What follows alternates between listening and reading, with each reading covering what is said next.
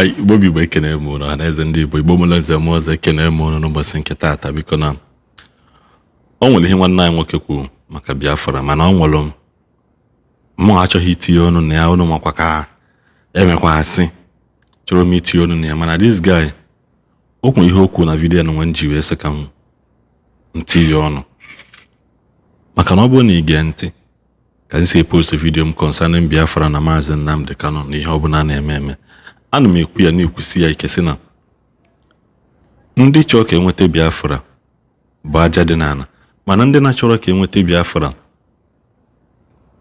pere mpe mana ndị a na-achọrọ ka enweta Biafra bụ ndị occupy the top position ahụ a na-azọ azọ awichi niile aghọta ihe m na-ekwu na asị m ndị chọrọ Biafra ka nkụ mụ na gị na-abụ mana anyị chọrọ Biafra mana ndị na-achọrọ Biafra nọkwana n'onwe nke ha mana ozi ndị a na-achọrọ Biafra bụ ndị occupy the high places ahụ ya bụ achọba ndị ya ebi aka n'akwụkwọ ọ bụ ha nwa ka ya akpọcha so hapụsị adị ya ha ekwuchitela ọha ọnụ ha ebitri ama m na-aghọta ihe m na-ekwu biko na vidiyo a gịnị ihe nwanne anyị nwoke anụ nwakwu regarding release of Mazi Nnamdi Kanu. Anyị akpọghị ụlọ ụgwọ anyị hate the unu mana unu ji aka unu wele eme onwe unu. You are the one doing it yourself. Jụọ nwanne gị ka ọ gịnị ka a ga-eme ka ọ dị mma. The vice president of this zoological country, are he not the one visiting the Boko Haram? You don't ask yourself question. Now Tinubu is there, Jagaban of the nation, the father of Agboro, Papande Agboro. Are you not aware? Are you people not aware of what I'm saying? The father of Agboro, he is here now celebrating Yorubas, and you are here killing your people. You are here planning a way to scatter the life of your youth, the grown-up ones. Do you think that we don't know what to do? Do you think that we don't have something hard to do in life? At least I was once a soldier man. Look at me today. I am fighting for my freedom. And that freedom all I know. And Biafra must be our nation. Because Biafra is my nation. I strongly believe these days, before God and Mama Abbas, I will cut her. I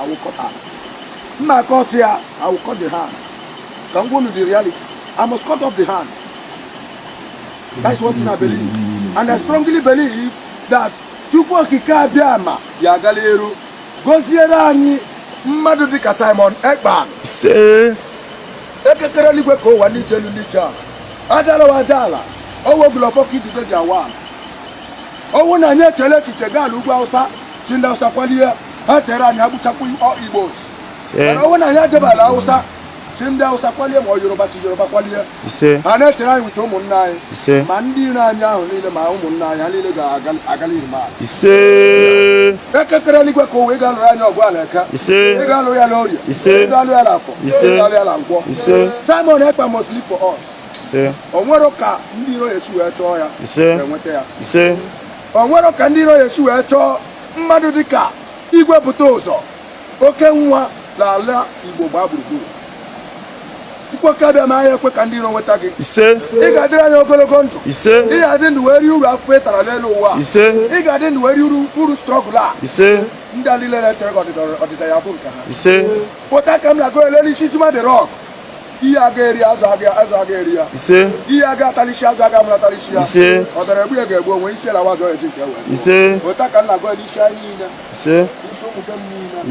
I got to catch my Keta. Biafran mission must be accomplished. Mission must be accomplished. Only but one day. I just want to throw this message because I don't have much to tell you today. But only to tell you and to remind to you that after 14th, 15th, without releasing of Nnamdi Kanu, there must be a coffee in Biafra land at large. If I see you on the way, if I get you on the way, your own is gone. And you must lose your life. Sure. You must lose your life. This is all I have to tell you people. And I want to still tell you people that I am still coming back here. Again. I will still come back again. It a play. It a show. It a show. It a play. Il est bleu. Chaud. Woto puna bode. Woto puna Body. Mepuna yara. This is the message for you people. If you no comprehend, if you no comport yourself, I must take. I don't stand Gidibamo. This is Biafra Revolution. Amen. This is Biafra Revolution. Amen. This is Biafra Revolution. Amen. We are good to go. Good to go now, Ajwaya. We are good to go, no? Ajwaya. You don't care Nnamdi Kanu. Say. I'm shaking. I'm panicking. Imagine waiting they carry for hand. And na so the chief of army staff, General T. Elagbaja, so they shake now. Na so Iwaji they shake. Like the family know they see food chop now. The food no they gree enter them for body. Hey, say some muoshi. They inside a bush. They talk waiting they no. You see my people. I warned you people. I told you this is not going to stop. You see the dimension they are going now. You see the uniform where you wear. On a go they look people wear army uniform, dress like army, carry AK, carry chain. On a they keep quiet because they put Biafran flag. In fact, if person they rob bank carrying Biafran flag, on a go see supporter. That guy look at that boy. He get where he ask question. He say, do we look like we don't have a job? Yes, you are a jobless man. You were called Orikunu Nezu. This Biafra Orikunu Jesu. If there is any Biafra anywhere, they should be saying it from the floor of the National Assembly. This gun will not they carry. Who and you and Donna? You and who? No, now with who discuss am before na carry am? Where na from get am? Where not from buyer? Who supply am turner? And is there any difference between on addressing how on they do and the people where they use fake army this thing they kidnap? Even police uniform. On a fee go print use the photo print am for internet now. Some of on our way they Turkey, China, and all these Asian countries go they send them for to on a go they show am here. You know they see you see. The government needs to take care of the customs very well. These uniforms they are using, last week for Imo State, they buy some people and at the same uniform. So this is they come from the same place.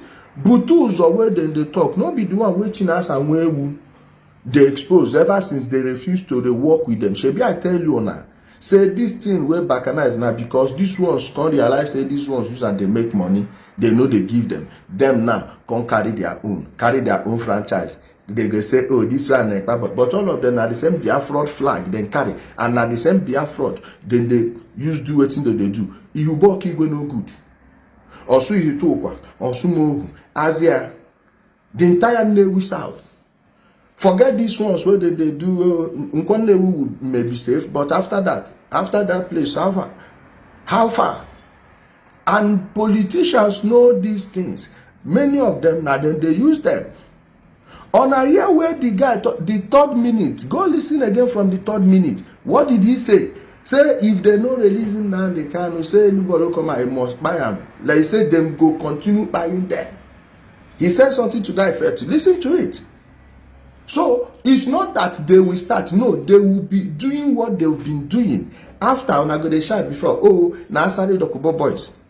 They say 14th, 15th. If they no do, say they go begin buy people. When I hear them, but when it go happen now, they go say Bubagu. They go say Dokuba Asari, na him do am. They go shout to Opus or them. They go find one politician where they want bring down. Tell you say na him. Okay, the one thing when they tell on I say Tinubu in there, they promote Yoruba. How is he promoting the Yorubas? They didn't give your own state the 5 billion they shared.